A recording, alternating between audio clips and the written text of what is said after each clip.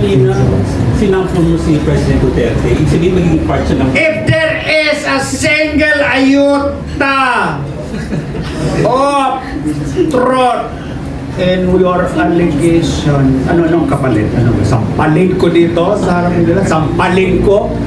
I will hang myself in front of you pag napatunayan yun na may katotohanan yung in single ayuta.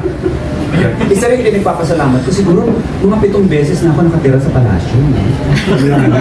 Sinabi niya na sobra na. Talagang tama na magkano po ang presyo ng galunggong.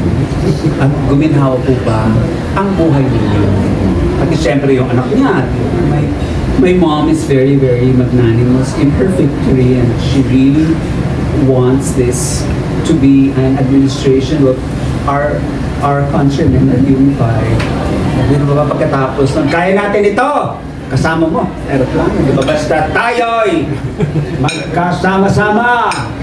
Pagkatapos nun, syempre, the very apologetic administration, I'm really very sorry.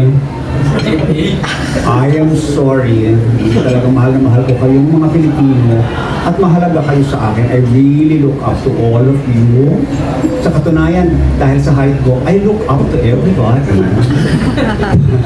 Siyempre, nagdaan din ang administrasyon ni ng ating ex-President Rizman, di ba? Kaya on behalf of my family, I'd like to return a very, very happy holiday. Sana po naman ay kasama ang inyong pamilya. Alam niyo naman, mahalaga po ang pamilyang Pilipino para sa akin because marami po akong pamilya. Sino pa ba anak din ni Tita Cory? Kayo ang boss ko! Diba sinabi? And of course, ito, hindi ako sure to answer your question. Kasi sabi niya, I hate drug! Baka magtampo. Hindi nila natin siya. Minsan subukan na rin natin i-portray yung nanalo.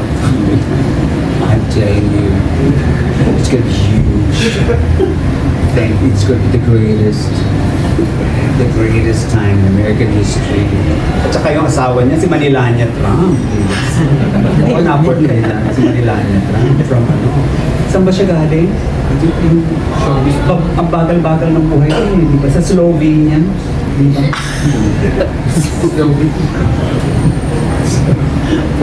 Yes po.